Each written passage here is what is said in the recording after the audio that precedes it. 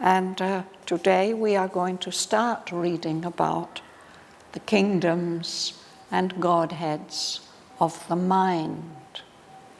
First the little mind, and then various higher levels of mind. So I will begin by reading about a page and a half, and then we'll go back to the beginning and look at each sentence in more detail.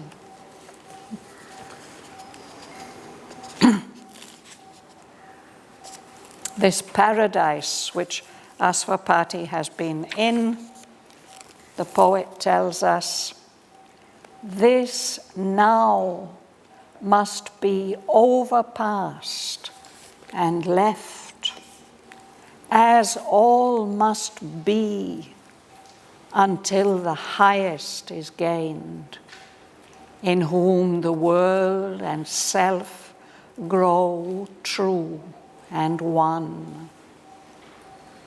Till that is reached, our journeyings cannot cease. Always a nameless goal beckons beyond. Always ascends the zigzag of the gods, and upward points the spirit's climbing fire. The breath of 100-hued felicity and its pure heightened figure of time's joy, tossed upon waves of flawless happiness, hammered into single beats of ecstasy, this fraction of the spirit's integer, caught into a passionate greatness of extremes. This limited being, lifted to zenith bliss, happy to enjoy one touch of things supreme, packed into its sealed, small infinity, its endless time-made world outfacing time, a little output of God's vast delight.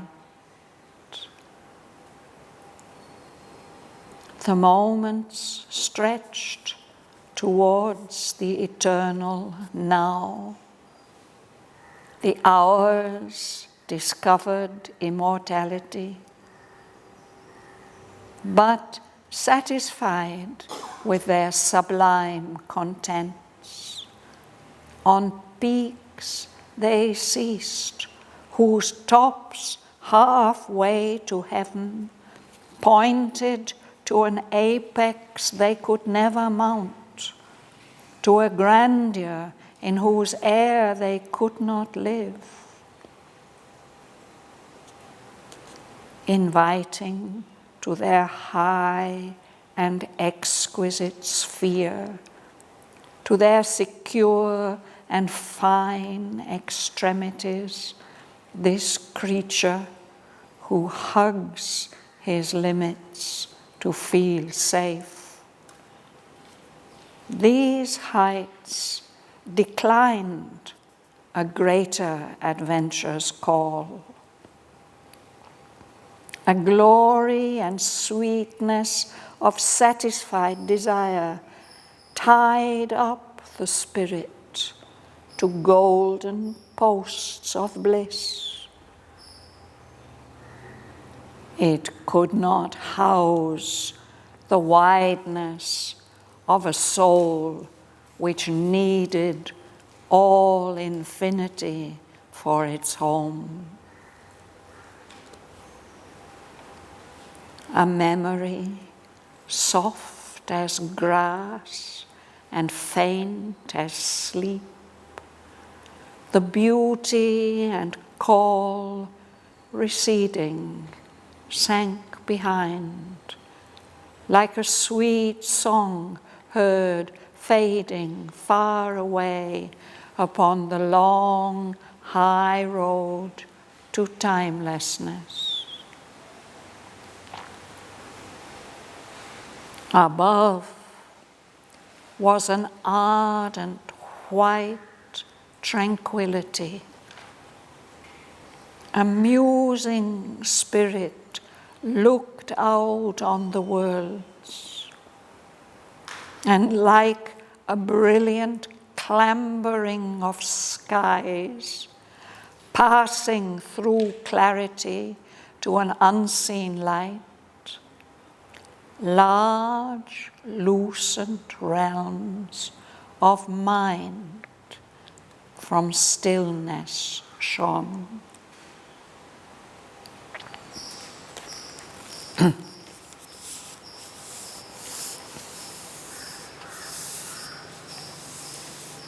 Will you begin, Janaka? Page 238. This too must now be overpassed and left, as all must be until the highest is gained, in whom the world and self grow true and one. Till that it's reached, our yearning cannot achieve. So this too, this wonderful paradise of the life gods, where he has been so much healed by the atmosphere of bliss and delight, even this must now be overpassed, overtaken, and left behind. And the poet tells us that everything must be overpassed and left behind until the highest is gained, the highest level of possible experience. The highest with a capital H, as if the highest is a being. That highest one in whom everything, the world, the individual self, everything grows true and one, united. Until we reach that highest, our journeying cannot cease. Doesn't reach its end until the soul has passed through all possible levels of experience. And that is what Sri Aurobindo is describing for us in this part of the poem. All these wonderful levels, each of them, what kind of experience they offer to us. Alexander, would you read, please? Always a nameless goal beckons. Always sends the zigzag of the gods, and upward points the spirit's climbing fire. This breath of 100-hued felicity, and its pure, heightened figure of time's joy, tossed upon waves of flawless happiness, hammered into single beats of ecstasy. This fraction of the spirit's integer, caught into the passionate greatness of extremes, this limited being lifted to zenith bliss, happy to enjoy one touch of things supreme, packed into its sealed small infinity, its endless, time-made world outfacing time, a little output of God's vast delight. Thank you. So Asvapati's journeying too has to continue until he reaches the highest. So he has to leave behind this paradise with its breath of 100-hued felicity, all its different shades and colors of happiness, of bliss. And the poet says, it's pure, heightened figure of time's joy, as if this paradise offers a kind of image, an intensified image of what the different kinds of joy that we can experience here in the world of time and space and individualization.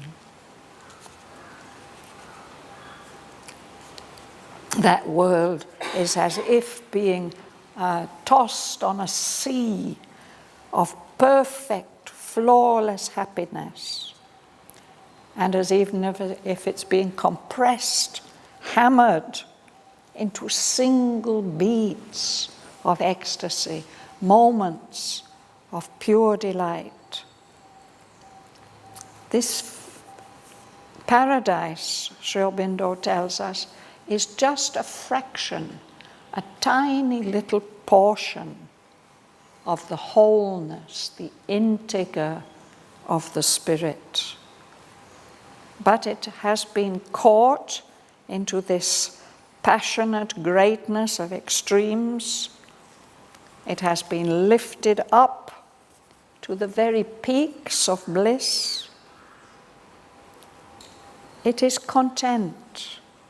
It's happy to enjoy one touch of things supreme. So it packs into it has a kind of infinity because of all the many different kinds of delight that it offers. But they're sealed, they're limited. It's a small infinity. It's a world, an endless world, but it's a world that's somehow been produced, made in time, and it's as if in its perfection it is outfacing time, defying time, saying even in time these enjoyments can happen. It offers only a little output of God's vast delight. That is why he has to pass beyond it. Alice, would you read, please? The moments stretched towards the eternal now. The hours discovered immortality, but satisfied with their sublime contents, on peaks they ceased, whose tops halfway to heaven pointed to an apex they could never mount, to a grandeur in whose air they could not live.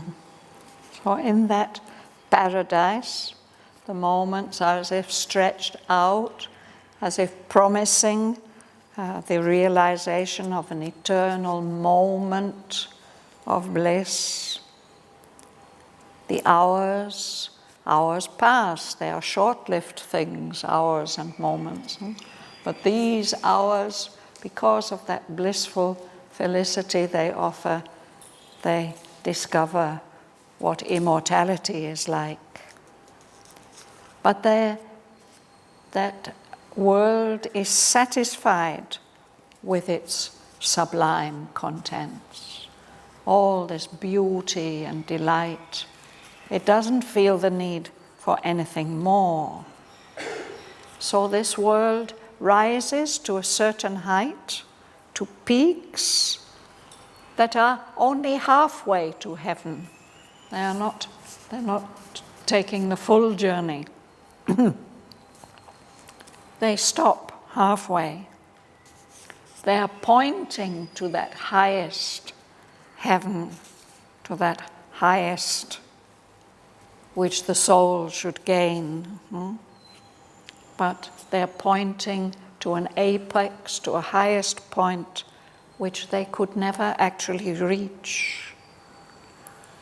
They're pointing to the existence of a grandeur, a greatness, in whose air this paradise cannot live. But the very fact that they exist, these heights invite the rising soul, the aspiring soul, to enter their high and exquisite sphere, their world, their atmosphere. It invites the soul to their secure and fine extremities. Security, they offer certainty, safety, and at the same time they are so fine, so subtle, so utterly delightful. They invite this creature, this earthly creature, to attempt to rise to them. But we are creatures who hug our limits in order to feel safe. We feel there's some danger in going too far and adventuring too high. So these heights, these halfway heights offered by the paradise of the life good, they are in a way refusing, they are declining the call of a greater adventure. That glory and sweetness of satisfied desire which they offer, it's as if it's tying up the spirit like an animal to a post. The posts are golden posts of bliss, but still they are restricting the movement of the soul. So those heights are not able to provide a home for the wideness of King Aswapati's soul. His soul now needs all infinity for its home. So as he has left all the other worlds, now he leaves this world and travels further.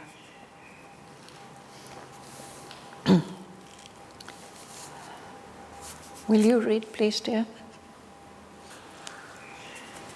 A memory soft as grass and faint as sleep, the beauty and call receding sank behind, like a sweet song heard fading far away upon the long high road to timelessness.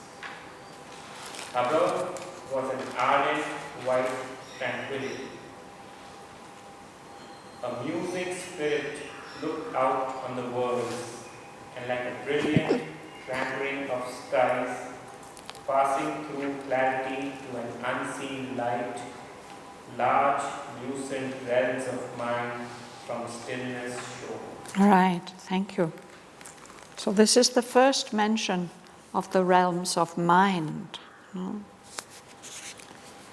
As Aswapati soars higher, the memory of that lovely paradise stays with him, soft as grass, but it becomes fainter, faint as sleep.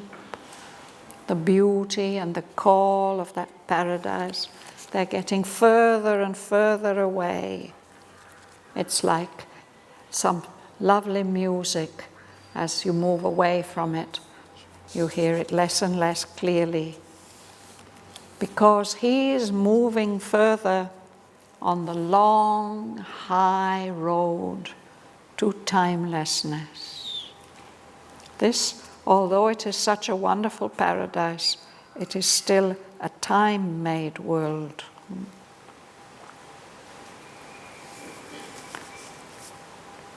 So, as he goes higher, above, there's this ardent.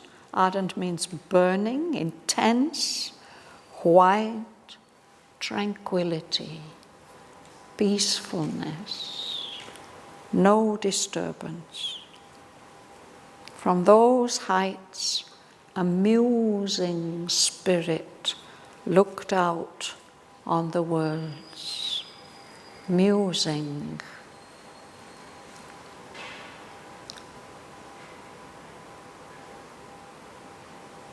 We could say thoughtful. It's not a very good equivalent. When we are musing, we're more than just thoughtful. We're deeply absorbed in inner concentration.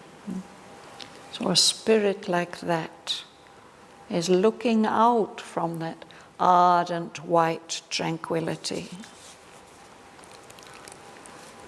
And Aswapati sees like a series of skies, one sky above another sky, going higher and higher, climbing up.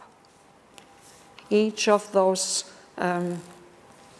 skies passing through clarity to an even higher unseen light. Each of these levels represents a realm of mind. Each of them is large, lucent, full of light. Each of them is a realm of mind, shining out from the stillness, the ardent white tranquility of this atmosphere. So, of course, Aswapati is going to have to explore this. But Sri Aurobindo says, but first, he had to explore something else. This is a kind of illumined mind level. Sorry? This is a kind of illumined mind level, or It's definitely lucent, full. It has light, large and lucent. He sees those wide realms of light that are full, mind that are full of light. But first, he has to see something else. Who's going to read next? But first, he meets the silver grey expanse, where day and night are driven and were one. He was a track of dim and shifting rays, parting like sentient flow to thought self-poise. The coalition of uncertainties, their Exercised. uneasy government, on the ground reserved for doubt and reason this. The rendezvous of knowledge is ignorance. Yes. So before he can explore those large, lucent minds, he has to pass through a different realm, which is kind of misty, a silver grey expanse, where day and night had wedded and were one. So a twilight world, a mixture of darkness and light. So that was a tract, an area, a territory where the light is not large and lucent. Instead, it's dim, faint light with shifting rays, like rays of sun coming through clouds and going away again and coming back. This tract, what it does, this intermediate level, is to separate the flow of life, the sentient flow of life, which lives very much through the senses, from the self-poise of thought, of the mind, the power of mind. So it's we will see as we follow Asvapati's journey further that he has to pass through many such transitional realms. So this is one which very definitively separates the flow of life from thought, from the realm of mind. So in this intermediate zone, it says a coalition of uncertainties exercised uneasy government.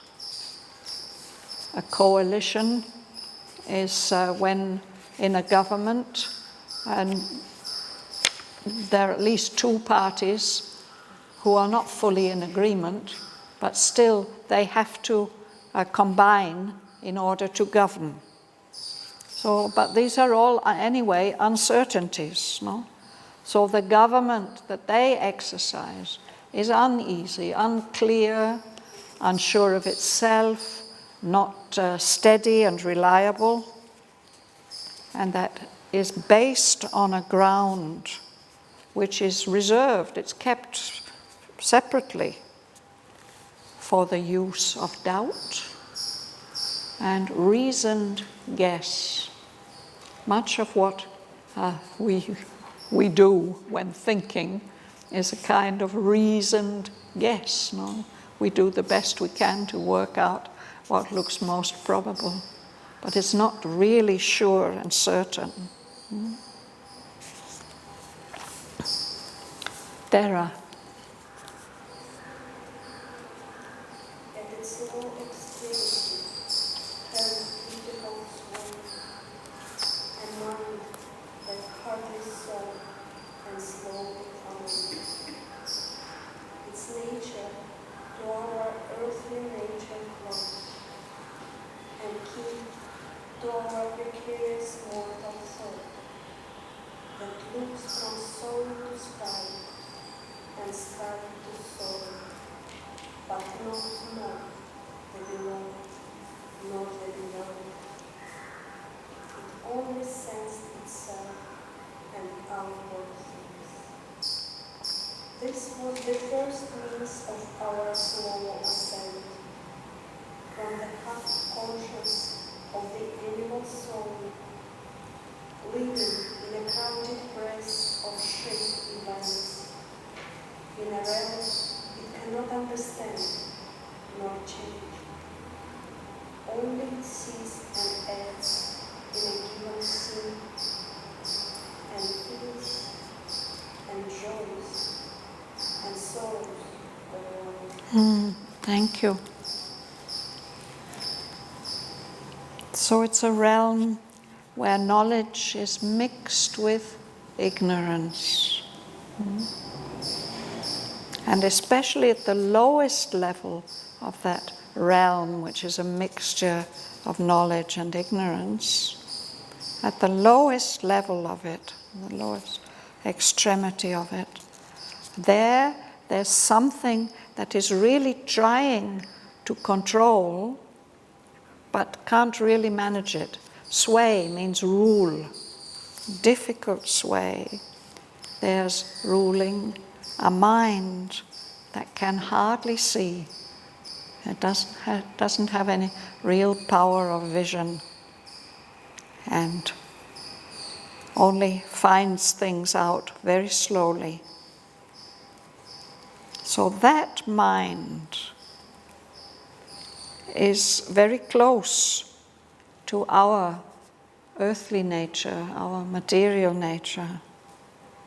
It's kin, it's closely related to our precarious mortal thought, our thought that is in the grip of ignorance and uncertainty.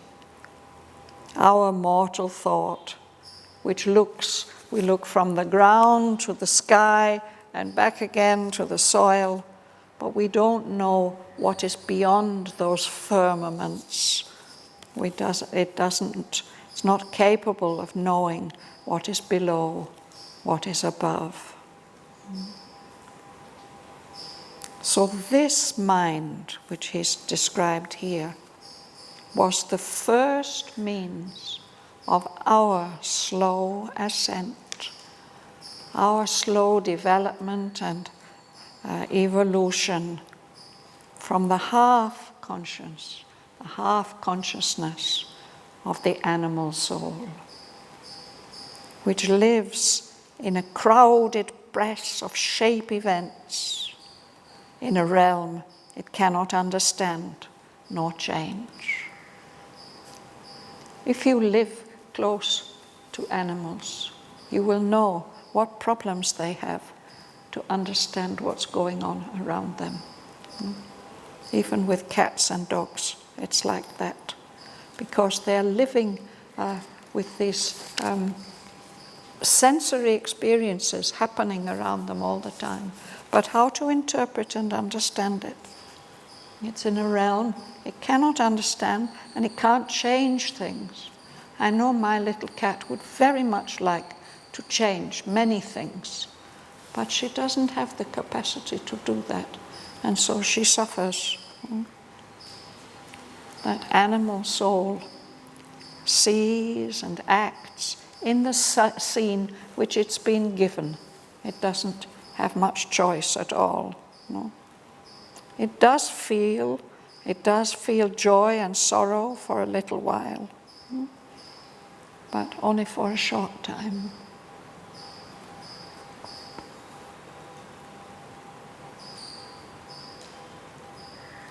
So who's next? Will you read? Yes? Thinking it sees and acts in a given state, and feels and joys and sorrows for a while. The ideas that drive the obscure embodied spirit along the roads of suffering and desire, in a world that struggles to discover truth, found here their power to be and nature force. Here are devised the form of an ignorant life that sees the empiric fact as settled down, labors for the hour and not for eternity, and trades its gain to meet the moment's call. The slow process of a material mind, which serves the body it should rule and use, and needs to lead upon an erring sense, was born in that luminous obscurity, advancing tardily from a limping star, clutching hypothesis on argument, throwing its theories as certitudes, its reasons from half known to the unknown, ever constructing its frail house of thought, ever undoing the web that it has spun. Thank you.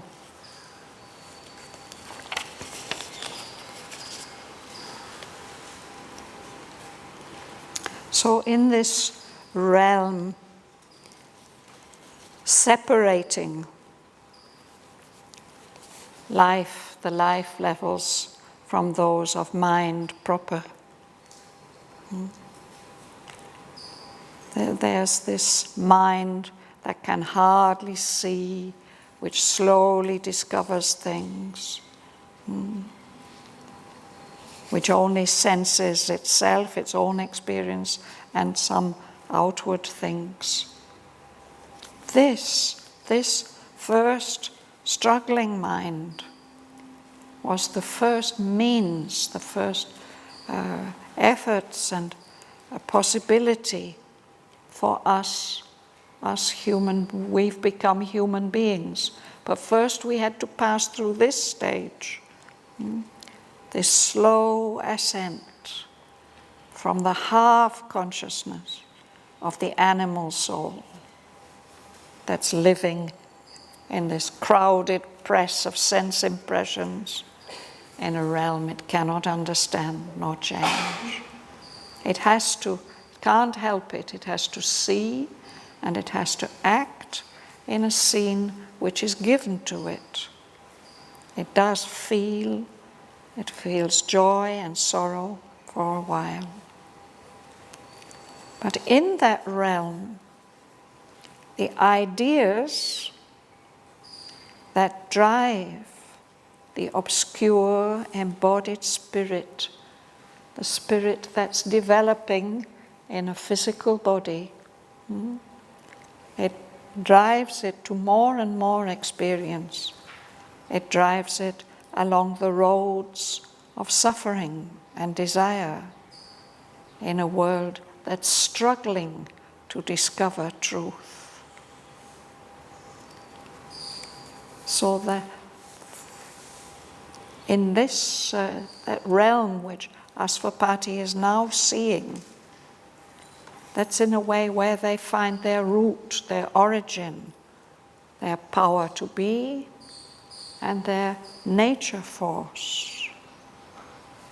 In this realm, it says, here are devised the forms of an ignorant life. That lower level, the animal soul emerging from its animality towards something higher. That mind sees the empiric fact, what is practical, what seems to be real. It sees that not as something to be changed or developed or to be understood or worked on, but as settled law, that it has to be like that and it will always be like that.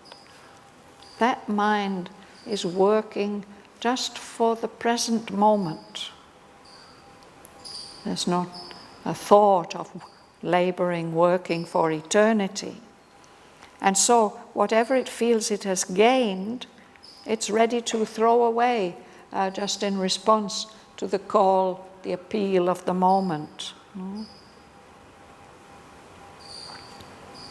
The slow process of the material mind, the mind that serves the body, the physical body, which it should eventually learn to rule and to use.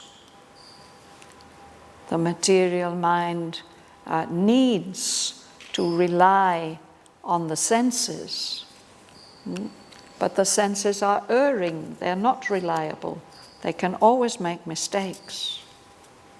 So that slow process of the material mind was born in that obscurity, which is, however, a somewhat luminous obscurity. There's some light there.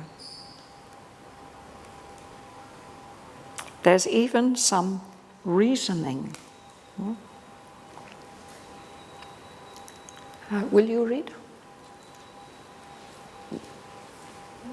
Did you read? Yeah. Leila, would you read? Advancing toddling from a limping star, crutching hypothesis and argument, throning its theories as certitudes, it reasons from the half-known to the unknown, ever constructing its frail house of thought, ever undoing the web that it has spun. A twilight sage whose shadow seems to himself, moving from Minute. to brief minute. No, brief minute. From minute to minute. Brief minute lives. A king dependent on his satellites, signs the degrees of ignorant ministers. A judge in half possession of his proofs. A voice, claimant of uncertainties, postulates. An architect of knowledge, not its source. So that's this material mind. It slowly advances from a limping start. From the very beginning it is limping, it can't walk firmly. It needs a crutch. A hypothesis is a theory, a suggestion of how things might be, so it needs to support its hypothesis with arguments.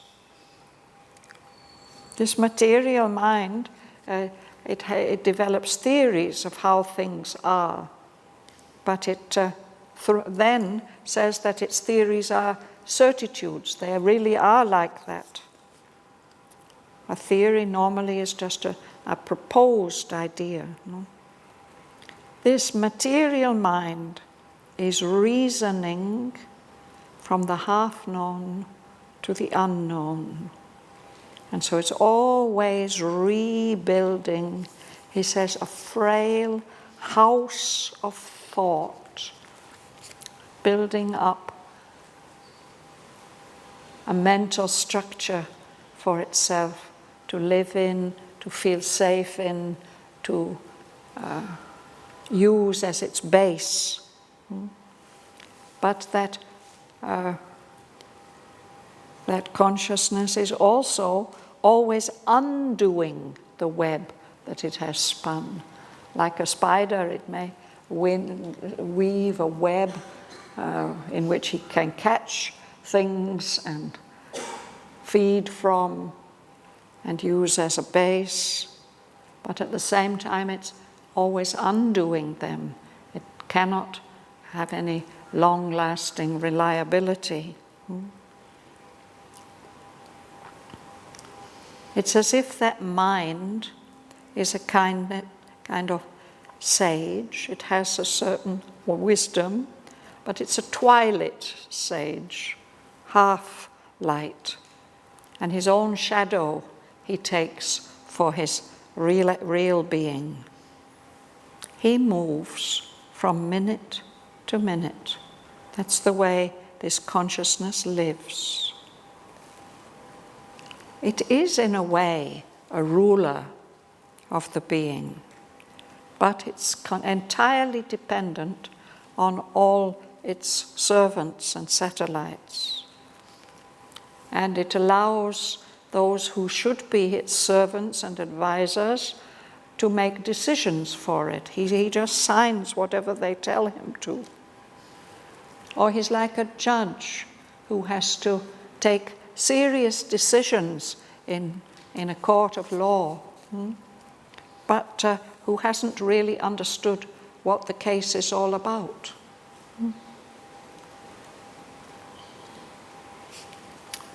He has a voice, quite a loud voice.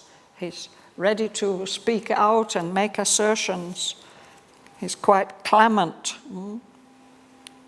But he's just speaking uncertainties. It might be like this. It might be like that. This being is an architect of knowledge, building things up from blocks and bricks. He cannot be the source of knowledge.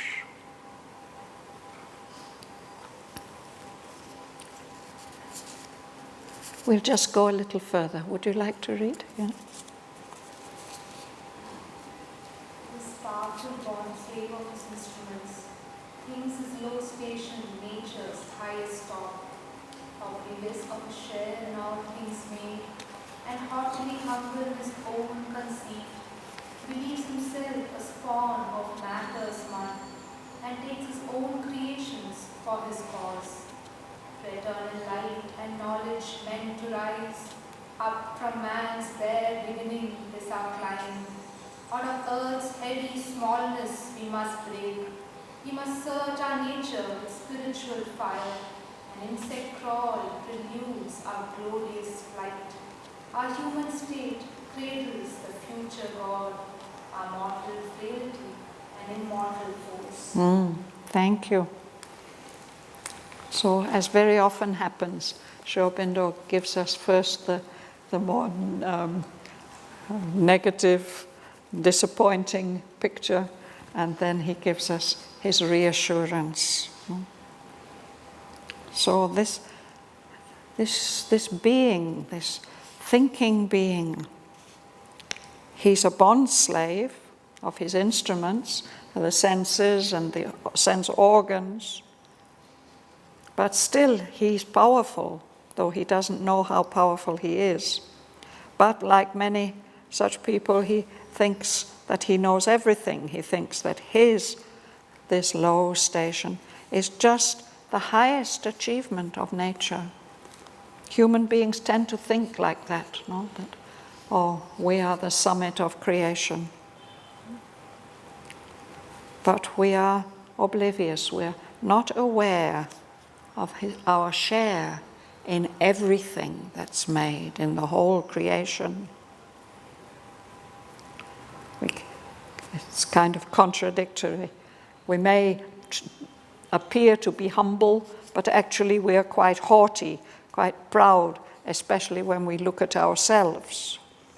But at the same time, the common view is that we're the product, actually, of matter.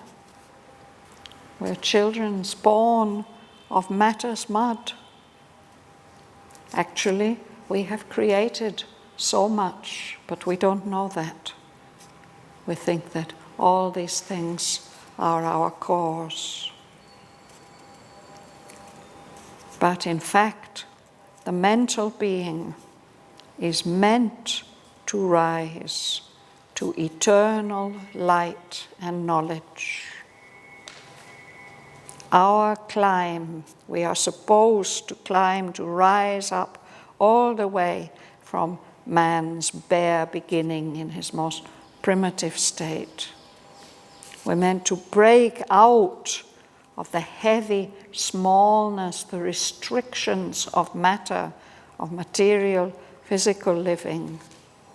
We're supposed to search our whole nature with spiritual fire.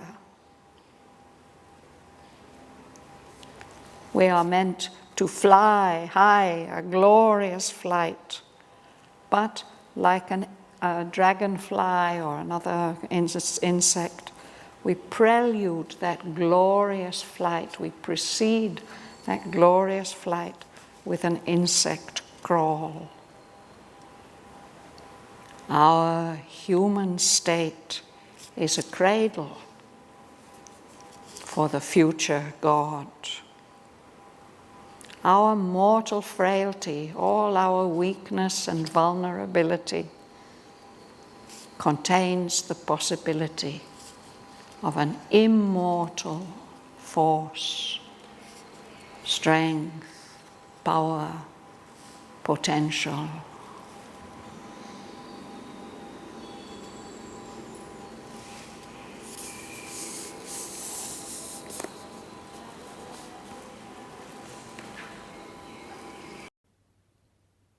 This too must now be overpassed and left, as all must be until the highest is gained, in whom the world and self grow true and one. Till that is reached, our journeying cannot cease. Always a nameless goal beckons beyond. Always ascends the zigzag of the gods, and upward points the spirit's climbing fire. This breath of 100-hued felicity, and its pure heightened figure of time's joy, tossed upon waves of flawless happiness, hammered into single beats of ecstasy. This fraction of the spirit's integer, caught into a passionate greatness of extremes. This limited being, lifted to zenith bliss, happy to enjoy one touch of things supreme, packed packed into its sealed small infinity, its endless time-made world outfacing time, a little output of God's vast delight. The moments stretched towards the eternal now, the hours discovered immortality, but satisfied with their sublime contents, on peaks they ceased, whose tops halfway to heaven pointed to an apex they could never mount, to a grandeur in whose air they could not live. Inviting to their high and exquisite sphere, to their secure and fine extremities, this creature who hugs his limits to feel safe. These heights declined a greater adventure's call, a glory and sweetness of satisfied desire tied up the spirit to golden posts of bliss. It could not house the wideness of a soul which needed all infinity for its home. A memory soft as grass and faint as sleep, the beauty and call receding sank behind, like a sweet song heard fading far away upon the long high road to timelessness.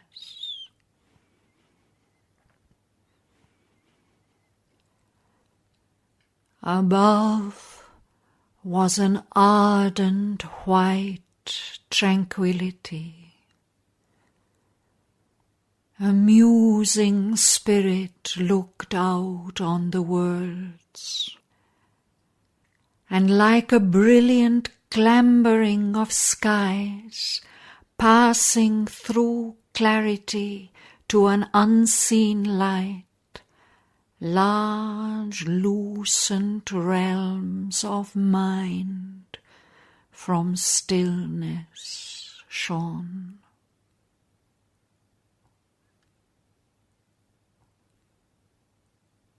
But first he met a silver-grey expanse, where day and night had wedded and were one. It was a tract of dim and shifting rays, parting life's sentient flow from thought's self-poised.